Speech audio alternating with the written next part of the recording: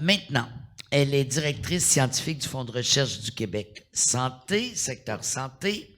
La question qu'on s'est posée, c'est est-ce que recherche en santé et recherche intersectorielle est un pléonasme? J'avoue que ça a attiré beaucoup mon attention. Alors, je vous présente, vous avez un beau 15 minutes. C'est Madame Carole Jabet. Merci beaucoup. Je vais lancer les paris. On ne va pas tricher maintenant, là, mais je serais curieuse de savoir combien pensent qu'on dit exactement la même chose quand on dit recherche en santé et recherche intersectorielle et combien pensent qu'on dit deux choses différentes. Je vous dirai quand j'aurai fini ma présentation où je suis, si vous n'avez pas exactement encore vu où est-ce que je pouvais résider. Donc, allons-y gaiement. La diapo qui est ici, je ne la relirai pas en entier, je vais juste vous amener sur ce que ça dit. C'est la vision du fonds de recherche en 2018 quand je suis rentrée au fonds. Puis les mots-clés ici, c'est mieux-être de la population, efficience du système de santé et services sociaux. Quand on regarde ces deux mots-là, on comprend, puis historiquement, on s'en aperçoit très rapidement que le fonds santé, si je veux faire court, c'est le fonds des facultés de médecine et le fonds des écoles de santé publiques. Grosso modo, c'est à peu près comme ça que ça fonctionne. Je vais peut-être le garder un petit peu. Non, j'en ai une avant ça. Ouais. Ok, je vais. Dites-moi là, c'est celui-là? Non. Ok. Cela dit, et on n'a pas besoin de revenir à pourquoi c'est comme ça. Je peux le faire rapidement. Hein, Covid, changement climatique, budgets gouvernementaux, accroissement de la population, son vieillissement. Bref, on peut toutes les citer. Très rapidement, on se rend compte que ce qu'il y a sur cette diapositive-là est réellement, pour reprendre les mots de notre vice-recteur, un enjeu complexe qui doit être résolu dans une perspective de bien commun. On a construit une société qui est incompatible avec la santé humaine, à la fois en termes de système de santé, à la fois en approche de santé, à la fois en beaucoup de choses. Si on se pose cette question-là, puis si c'est ça notre enjeu, si c'est avec ça qu'on se lève le matin puis qu'on se demande comment je le change, ben on s'aperçoit que la durabilité de nos systèmes de santé, plus largement que ça, la durabilité de nos approches de santé est une urgence pour laquelle le vocable santé durable, et je vais expliquer dans 30 secondes c'est quoi le vocable de santé durable, paraît être une piste de solution intéressante. Et si on veut adopter ce vocable-là, et si on dit c'est une piste de solution intéressante, on se rend compte très rapidement, et vous allez le voir dans les diapos qui suivent, que la posture du fonds santé, qui était une posture de faculté de médecine et une posture d'école de santé, doit absolument changer pour répondre à ce vocable et à cette direction qu'on lance. D'où le changement de paradigme. Alors, c'est quoi la santé durable? Il y a plein de gens, puis j'ai une cute diapo là qui dit ça va du granola, bonnes habitudes de vie, à la santé publique pure et dure, en passant par le dernier en date, la réduction de la maladie. On va faire simple, puis on va le regarder d'un point de vue, ça veut dire quoi quand on l'approche d'un point de vue recherche? Ça veut dire que on peut prendre un mouvement pour répondre à 3 grands objectifs qui sont des objectifs de promotion de la santé, prévention de la santé, intervention précoce en santé. Le but étant de pas seulement augmenter l'offre de services en santé, mais également de diminuer la demande. Et ce qui nous intéresse beaucoup, c'est comment on diminue cette demande-là. Alors, on n'est pas complètement utopique en pensant que les gens ne tomberont pas malades. Ce qu'on veut, c'est essayer d'avoir une gestion d'une courbe beaucoup plus aplatie qui évite les bumps qui nous coûtent cher, à la fois en termes de budget, mais qui nous coûtent cher en services, qui nous coûtent cher en ressources humaines, etc. Si je veux faire de la promotion de la prévention des interventions précoces, il faut que j'aille regarder l'ensemble de ce qui constitue en fait mes approches de santé. Donc, il faut que je me pose des questions sur les déterminants de santé. Il faut que je me pose des questions sur comment on peut appuyer la transformation des corridors de services, des nouveaux acteurs. Et il faut se poser des questions sur le lien entre santé et environnement, ce que beaucoup vont appeler une seule santé, santé planétaire, etc. Mais il faut lui donner du corps. Pour faire ça, on s'entend en dernière ligne que c'est une recherche qui est très, très, très participative. On amène des nouveaux acteurs. Donc, dans notre intersectorialité, je suis en train de semer dans vos cerveaux une notion de recherche participative également. Alors ça c'est la diapo, pas tant pour les gens qui sont en dehors des facultés de médecine que pour les gens qui sont dans les facultés de médecine. Puis c'est mes meilleurs amis, alors je ne veux pas trop pester contre eux, mais en même temps, c'est ce qu'il faut réaliser. Jusqu'à présent, le Fonds Santé, je vous l'ai dit de toutes sortes de façons, il s'occupait des pieds du bonhomme. Okay? C'était la courbe horizontale. Donc ça, c'est le sketch, c'est ça qu'on s'occupait. On s'occupait du curatif, des soins, des services. On sait très bien, puis c'est largement démontré, et justement par la contribution des sciences humaines, justement par la contribution des sciences naturelles, et je pense à des choses comme l'urbanisme, la géographie, des choses comme ça. On sait très bien que nos déterminants de santé sont composés non seulement de ce qui se passe dans une cellule, mais sont composés jusqu'à ce qui se passe dans une société et dans la géopolitique d'une société, en passant par l'environnement, le milieu de vie, etc., etc. Donc, on sait très bien que si on veut avoir des approches de santé qui sont rigoureuses, il faut aller chercher la verticale du bonhomme, et la verticale du bonhomme, sa connaissance, la profondeur qu'on va avoir, la mise en action des solutions n'appartient pas aux disciplines qu'on retrouve dans les facultés de médecine et dans les écoles de santé. Puis elle est là, l'intersectorialité du fonds santé. Ce qui fait qu'on est bien au-delà du champ biomédical auquel on nous associe habituellement. Alors, est-ce que j'en ai raté une entre les deux? Oui, j'en ai raté une entre les deux. Ok, blablabla. Bla, bla. Alors, est-ce que c'est complètement nouveau ce que je suis en train de raconter, ou est-ce que finalement c'est juste l'observation de quelque chose qui se passe déjà? Là, c'est mes deux petits clins d'œil. Alors là, je regrette quasiment d'être allée voir l'ETS avec mon discours, parce que si je suis pour avoir des ingénieurs qui me font des bébés en 1 mois, ça va être compliqué. Cela dit, je suis quand même allée les voir en leur disant: pourquoi est-ce que le Fonds Santé a besoin de vous avoir comme discipline, comme compétence, comme apport? Donc c'est la petite diapo-titre que j'avais avec eux qui était on a besoin de vous avoir, et je pourrais l'avoir dans à peu près toutes les facultés et tous les départements universitaires qu'on peut imaginer et collèges qu'on peut imaginer. Résoudre l'équation ou la complexité du problème que je vous ai mis sur la table, à savoir notre monde n'est plus fait pour notre santé en tant qu'individu, nécessite d'avoir la contribution de tous et chacun. Dieu merci, la communauté n'a pas attendu après nous pour répondre.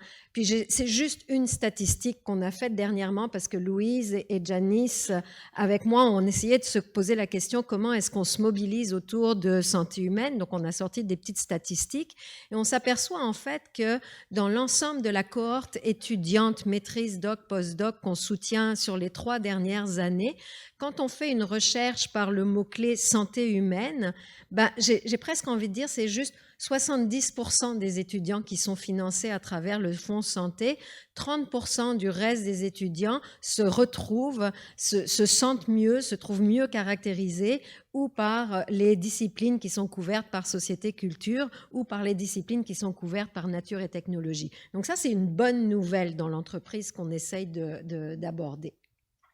Maintenant, on ne peut pas juste avoir ça, c'est vraiment agaçant, mais je vais y arriver avant mes dernières diapos. Il ne faut pas juste avoir des individus qui se croisent, il faut aussi trouver le moyen d'avoir des programmes qui facilitent le croisement et la mise en commun de ces individus. Puis ça, c'est ce qu'on essaye de faire. Donc, c'est comment, en fait, on passe de la théorie de « je veux l'ensemble de mes bonhommes » à la pratique, comment on mobilise, en fait, non pas des thématiques de recherche, mais des projets. On le fait en se donnant 3 orientations. La première orientation, c'est d'être clair sur nos thématiques de recherche prioritaires. Puis ça ne veut pas dire qu'on ne va pas financer le reste, mais moi, j'en ai là que je regarde du coin de l'œil parce que je pense qu'elles vont nous aider à atteindre notre objectif, puis je vais vous les montrer rapidement. La deuxième thématique, c'est de soutenir la capacité de recherche intersectorielle. Il faut qu'on soit capable de mettre tout le monde ensemble dans les projets. Puis le dernier, c'est l'accent sur la recherche participative. Lisez là, derrière ça l'implication de la société civile au sens large dans les projets. Les thèmes de recherche, je ne ferai pas la diapo en détail, je ne vous dirai pas pourquoi ils sont là, ça va me faire plaisir de le faire avec vous à la pause, mais il me reste 4 minutes et j'ai une diapo que je ne veux absolument pas rater. Je vous défie de me dire que cette diapo-là est disciplinaire. Cette diapo-là est incroyablement intersectorielle. Il n'y a pas un seul thème ici qui peut être répondu avec juste une discipline ou quelques disciplines, et dans chacun des thèmes, mettre des disciplines en commun qui viennent de l'ensemble du spectre est absolument essentiel. Là, ça va être, vous allez perdre le tournis si jamais j'y arrive, là c'est des programmes intersectoriels, chaire de recherche en santé durable. Un des centres qui est impliqué là-dedans s'appelle le Centre intersectoriel santé durable. On ne peut pas faire mieux que intersectorialité dans cette chaire-là. C'est aussi une chaire participative. 4 KPI, 2 sont des citoyens. Programme transformation, on en parlera à la pause. Certains d'entre vous, à l'intérieur de cet établissement, sont en train d'y travailler. Comment on part du besoin de la communauté, comment on formule l'hypothèse de la communauté pour ensuite de ça amener l'équipe de recherche de nos rêves pour y répondre. Beaucoup de temps, du préfinancement pour être capable de faire que ça se passe. Les 2 observatoires dont Janice a parlé, les 4 orientations des observatoires sont santé, utilisation des ressources naturelles. Le 3e sont les impacts sociaux, sociétaux des changements d'économie sur ces territoires. Le 4e, c'est comment ça influence des politiques gouvernementales. Je pense qu'on a compris que c'est hyper intersectoriel, ces observatoires. Ça, c'est la dernière diapo sur laquelle je veux passer un petit peu de temps, ou l'avant-dernière. Quand on se dirige dans une direction comme celle-ci, quand on devient un élément un petit peu perturbateur, où on dit « moi, ce qui m'intéresse, mon objet de recherche, c'est la santé humaine et ce n'est plus la discipline biomédicale », ça vient avec un certain nombre de questions. Des questions que vous nous posez, des questions qu'on se pose. On n'a pas toutes les réponses, ce serait vraiment magique, mais en même temps, je pense que c'est bien de les formuler. Ce serait bien de ne pas trop rallonger la liste, mais ce serait bien de se dire après ça, si on est d'accord sur ces questions-là, comment est-ce qu'on se met ensemble pour y répondre ? Le premier point n'est pas une question, le premier point est une affirmation.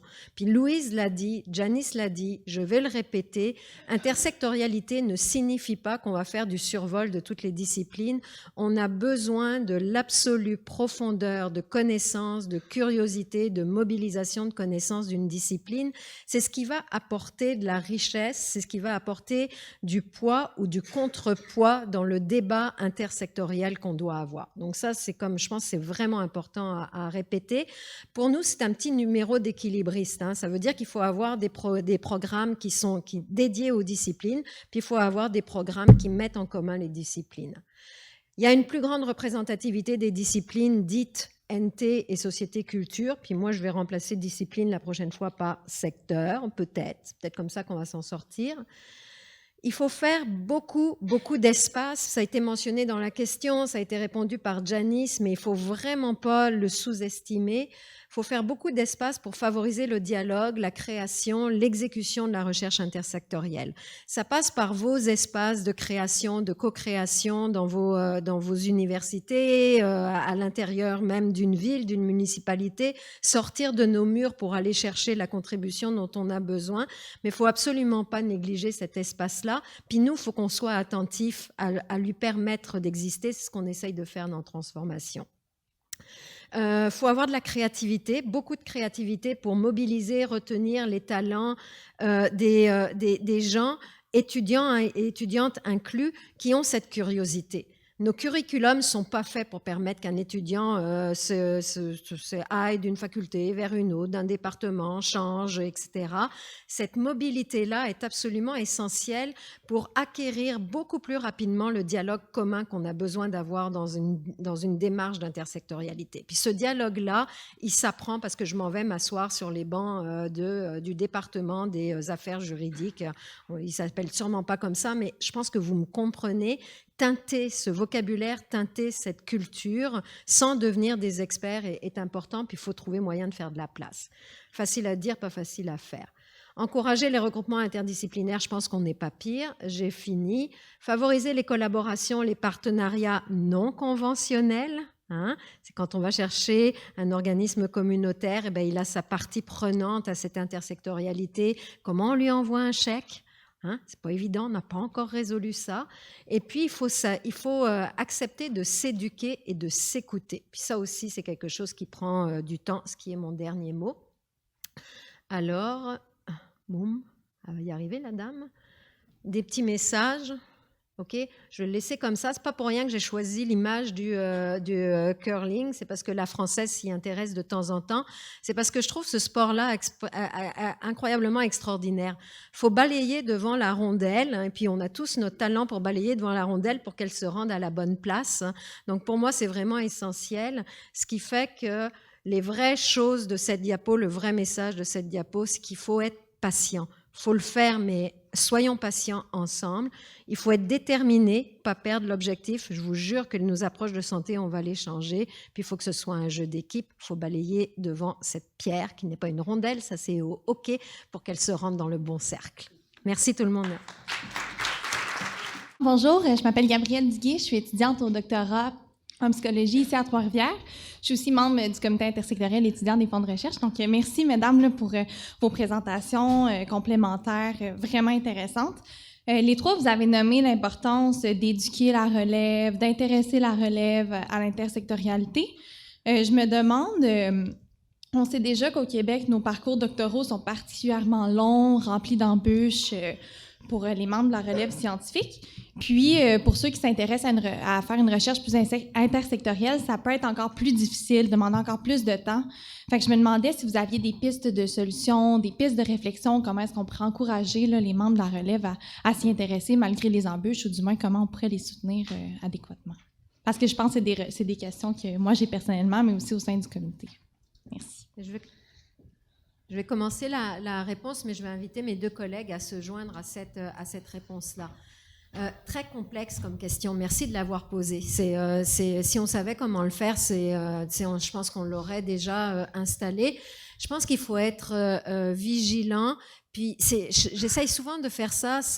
Faut peut-être commencer par la fin. Regarder, c'est quoi, qu'est-ce qu'on s'attend ultimement. Puis si je le regarde de cette façon-là, je vais commencer à donner des éléments de réponse. La formation disciplinaire dans son secteur de recherche, cette profondeur-là est absolument essentielle. Pas parce qu'à un moment donné, on va continuer, comme je dis souvent dans mes présentations, à utiliser le biomarqueur de la patte droite de la drosophile, puis qui va aller trouver une bonne position.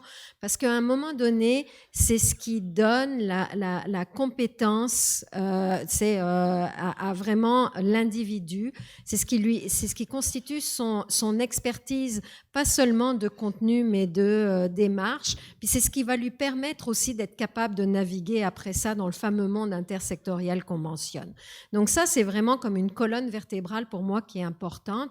Aussi, je dirais, fais ton doc pendant 3 ans. Là, c'est donne-toi cette chance-là d'aller vraiment chercher ce bagage. Puis après ça, c'est qu'on commence à se poser la question de commence à comprendre vers où je m'en vais, quel type de recherche je veux faire, c'est comment je vais l'appliquer. Là commence à se poser la question intéressante peut-être de l'intersectorialité. Ça, c'est point numéro 1. Point numéro 2, je crois beaucoup que même si je dis que dans un temps, on doit vraiment travailler en profondeur sur son projet de recherche et ça va vite, je pense qu'il faut rester curieux. Puis ça, c'est une discipline qu'on ne peut pas vraiment aller dire à l'étudiant, sois curieux. Là, il faut que ce soit un petit peu une démarche individuelle. Hein. Mais cette curiosité-là, pour moi, est absolument essentielle. Je fais partie des gens qui ont été chanceux pendant leur doc d'avoir une formation en parallèle où j'apprenais de la comptabilité puis j'apprenais de la propriété intellectuelle. J'en avais rien à faire pour aller cloner mon gène. Mais en même temps, c'était des soupapes. Alors, c'était lié à un petit financement. Hein. C'était un petit peu obligatoire. Je ne suis pas sûre que je l'aurais fait si ça n'avait pas été. Mais en même temps, c'est resté en quelque part dans la capacité à embrasser ou à donner de l'espace. Troisième point, quand on finance des regroupements, des projets intersectoriels, on sait très bien qu'à l'intérieur de ces regroupements et de ces projets, il y a des étudiants et des étudiantes. Okay. Puis là aussi, puis ça c'est une question qu'on pose beaucoup, nous, puis je pense que tout le monde le fait, c'est quoi votre accompagnement de cette relève-là? C'est comment est-ce que, comme regroupement, comme projet, vous jouez votre rôle de formation aussi, puis tant qu'à être un milieu intersectoriel, faites-le. Partage, encore une fois, d'expérience. C'est quand j'étais aux États-Unis que j'ai fait mon postdoc, au début, je ne comprenais rien. Il y avait des étudiants qui arrivaient tous les mois, à nouveau, dans le labo. On faisait des protéines, des cristaux de protéines. Puis ils arrivaient de toutes sortes de départements, toutes sortes de facultés, et puis ils manipaient pendant 3 semaines avec nous, puis après ça, ils repartaient. C'est les fameuses rotations qu'on trouve aux États-Unis et que je trouve incroyablement enrichissantes. Quand je suis un regroupement, c'est pas compliqué d'avoir une mécanique de rotation pour permettre à des étudiants d'aller voir autre chose. Puis c'est pas 3 semaines dans un doc là qui va empêcher d'obtenir son PhD à la fin de la journée. Donc c'est le genre de piste que je vais avoir. Je me tais dans 30 secondes. Il existe aussi un document qui s'appelle l'Université du futur, qui plaide pour avoir une mobilité à l'intérieur d'un cursus étudiant encore plus grande, une exposition encore plus grande. Et je pense qu'il faut qu'on soit encore plus sérieux, parce que je pense qu'on l'est, mais je pense que collectivement, on peut être encore plus sérieux pour mettre en application plusieurs des recommandations de ce document. Bonjour, mon nom est Julie Houle, je suis professeure au département des sciences infirmières. Je vous remercie beaucoup pour vos excellentes présentations. Pour moi, c'est du bonbon aussi de vous entendre ce matin. Ça clarifie certaines choses, mais j'ai une question qui me reste. Mais avant de poser ma question, je veux aussi vous mentionner que je suis également co-directrice du groupe interdisciplinaire de recherche appliquée en santé de l'UQTR. J'ai aussi travaillé à la genèse du groupe du réseau intersectoriel en santé de l'Université du Québec et je suis co-directrice de la recherche scientifique au CIUS-MCQ. Pourquoi je vous dis tout ça? Ça introduit un petit peu ma question. C'est quelle distinction faites-vous entre l'interdisciplinarité et l'intersectorialité? Parce que je sens parfois qu'il y a comme une convergence ou parfois confusion, en fait, entre ces termes-là. Et j'aimerais vous entendre là-dessus parce que la question nous vient souvent. Puis c'est une très bonne question parce que en santé, puis d'abord, félicitations. Hein? Deuxièmement, merci, parce que je pense que c'est vraiment des gens comme vous qui avez fait mon éducation pour cheminer dans ma pensée. Donc, c'est 2 messages super importants pour moi. Je pense que c'est une question vraiment très, très judicieuse parce que je vais ajouter un autre inter. Dans le milieu de la santé, on va parler profession, c'est interprofessionnelle. Interprofessionnelle, merci.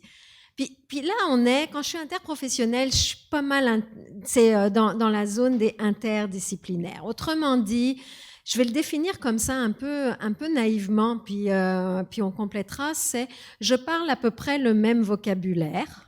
J'ai pas été formée exactement ni dans le même département, ni dans la même institution, mais je suis encore très proche des pieds de mon bonhomme. Je me suis pas encore beaucoup éloignée des pieds de mon bonhomme. Pour moi, ça, au niveau du fonds santé, c'est l'interdisciplinaire. Puis oui, et c'est pour ça que je mentionnais l'interprofessionnel, parce que c'est souvent, quand on est dans les soins, on va le nommer comme ça.